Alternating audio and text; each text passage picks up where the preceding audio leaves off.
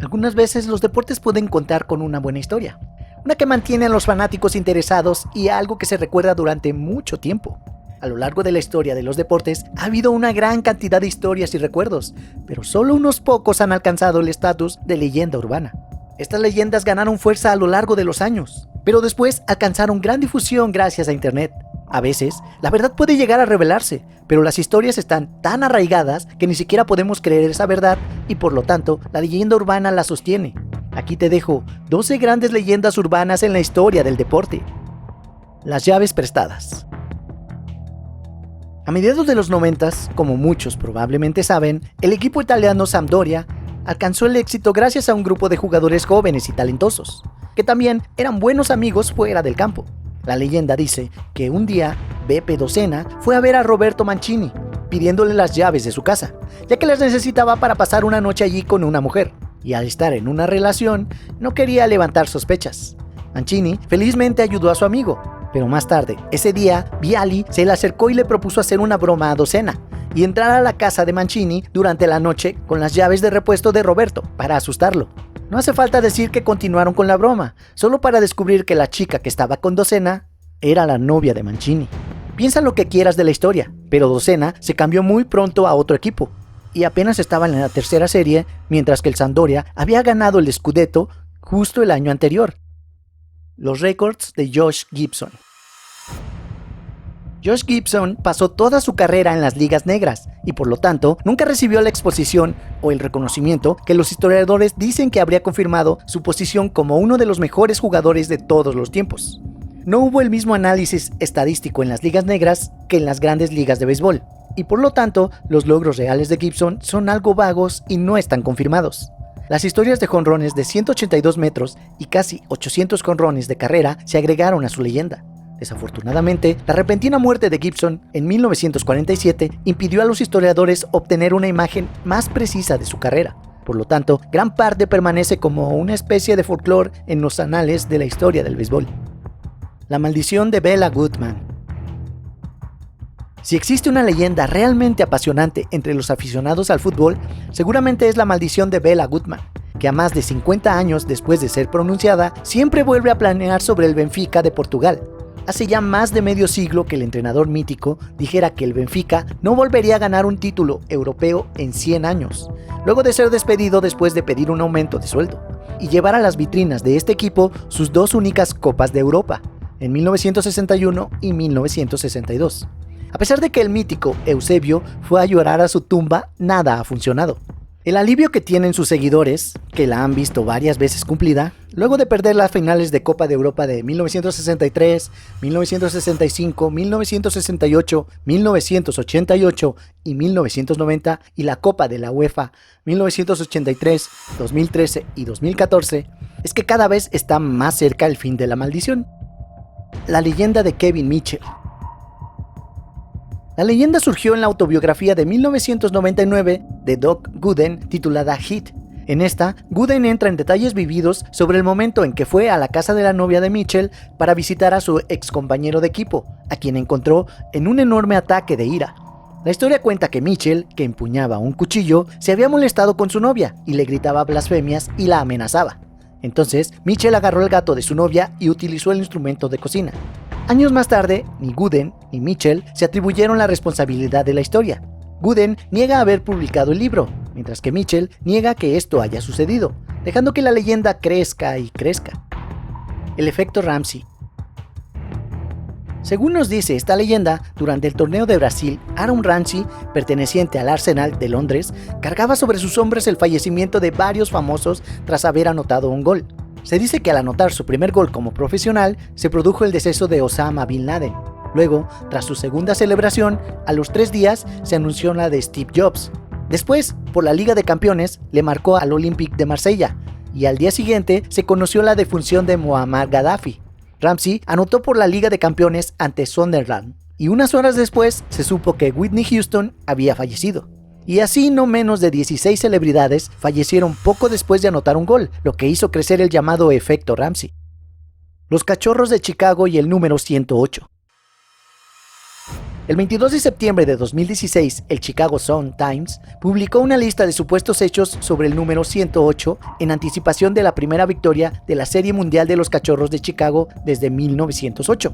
Según baseballtips.com, hay 108 puntos de sutura dobles en una pelota de béisbol.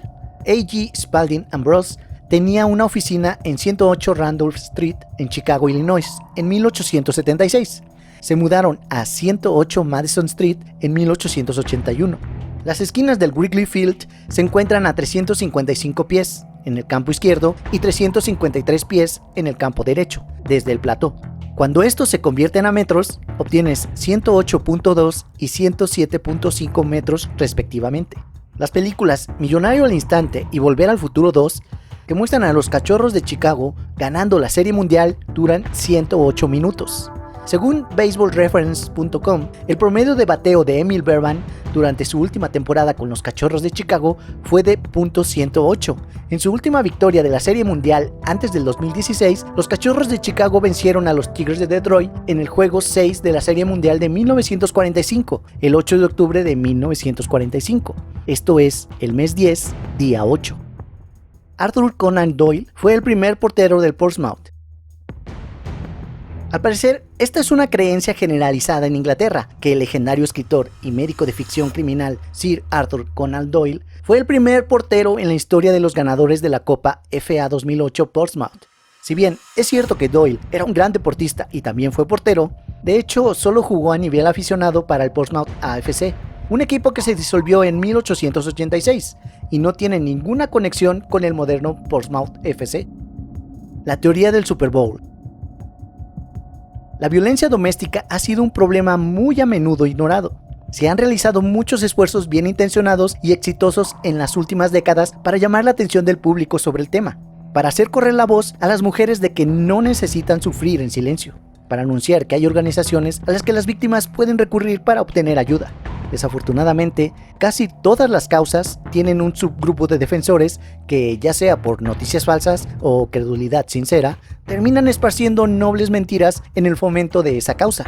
El mito de la violencia dominical del Super Bowl es una de estas nobles mentiras. La afirmación de que el domingo del Super Bowl es el día más grande del año para la violencia contra las mujeres es un estudio de caso de cuán fácilmente una idea congruente con lo que la gente quiere creer puede implantarse en la conciencia pública y ser dicha como un hecho, incluso cuando hay poca o ninguna evidencia que lo respalde. Los comentaristas se apresuraron a ofrecer razones por las cuales este hecho era tan obviamente cierto. Los hombres son en su mayoría bestias brutales, y el fútbol americano es el resumen de la postura machista insensible, agresiva, violenta, impulsada por la testosterona. Así que, ciertamente, durante la culminación de la temporada de fútbol americano y en su juego de super final, espectacular y masivamente publicitado, más hombres que nunca iban a expresar su emoción o desilusión golpeando a sus esposas o novias.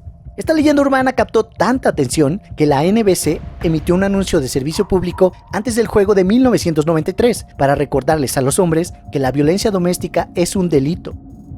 El cuerpo de Jimmy Hoffa. La ubicación del cuerpo de Jimmy Hoffa era una leyenda urbana que cruzó las líneas del deporte y la cultura estadounidense. Hoffa era un ex líder sindical que desapareció en 1975 en lo que se cree que fue un golpe de la mafia. 1975 fue también el año en que se construyó el Estadio de los Gigantes. Décadas después, el rumor se convirtió en la leyenda de que Hoffa fue enterrado debajo de la línea de gol debajo de este estadio. Sin embargo, el supuesto sitio del lugar de descanso final de Hoffa ahora está bajo 4 metros de concreto, ya que lo que era la línea de gol del Estadio de los Gigantes ahora es un estacionamiento, sellando el lugar de Hoffa como una de las mayores leyendas urbanas del deporte. La maldición Madden. Una de las leyendas más populares es la legendaria maldición Madden. Esta ha derrotado a varios jugadores de alto perfil, incluidos Michael Vick, Daunte Culpepper y Marshall Faulk. Vick fue quizás la evidencia más notable de esta maldición, ya que él apareció en la portada de la edición de 2004, pero sufrió una fractura en la pierna en un juego de pretemporada, un día después del lanzamiento del juego. Los Falcons se perdieron los playoffs después de irse 9-6-1 el año anterior. Daunte Culpepper apareció en la portada de la edición de 2002, pero sufrió una rotura de rodilla en 2001 y requirió varias temporadas antes de que se pareciera a lo que había sido antes. Faulk apareció en la portada del juego de 2003, pero fue frenado por lesiones en el tobillo que redujeron su producción por debajo de 1000, por primera vez en su carrera, y los Rams se perdieron en los playoffs. El equipo entero de Oklahoma intoxicado. Oklahoma estaba en medio de la mejor racha en la historia del fútbol universitario. Esto fue hasta que Notre Dame visitó Owen Field y derrotó al equipo de Bud Wilkinson por 7-0, terminando la racha ganadora de 47 juegos de los Sooners. Según cuenta la leyenda, los Sooners, que no habían tenido problemas para anotar esa temporada, parecían tan fuera de forma y físicamente desorientados que la única explicación era la intoxicación alimentaria orquestada a manos de su oponente. Oklahoma ganó el resto de sus juegos en 1957, lo que alimentó aún más la sensación de que algo sospechoso sucedió ese día. Años después, la historia se convirtió en una leyenda. El fan maldito. Como podremos ver en este punto, no necesitan pasar muchos años para que una historia se convierta en leyenda urbana. Si no lo crees, que le pregunten al fan maldito, un joven aficionado que se encargó de hacer correr verdaderos ríos de tinta antes de la Copa Mundial de Brasil, ya que sus selfies parecían significar para algunas figuras del fútbol el quedar fuera de Brasil 2014. La prensa de Inglaterra advertía a los futbolistas el no tomarse fotos con este desconocido. No se hagan fotos con este hombre, advertía el portal británico The Sport Bible. Frank Rivere, Marco Reus, Samir Nasri y Lucas Moura descartados para la Copa del Mundo. Aparecen en algunas de las selfies que este aficionado, conocido como el fan maldito, se tomó con estrellas del fútbol. Eso es todo, amigos. Te invito a ver alguno de mis otros videos aquí. Suscríbete al canal y dale a la campanita para que te notifique cada vez que salga un video nuevo.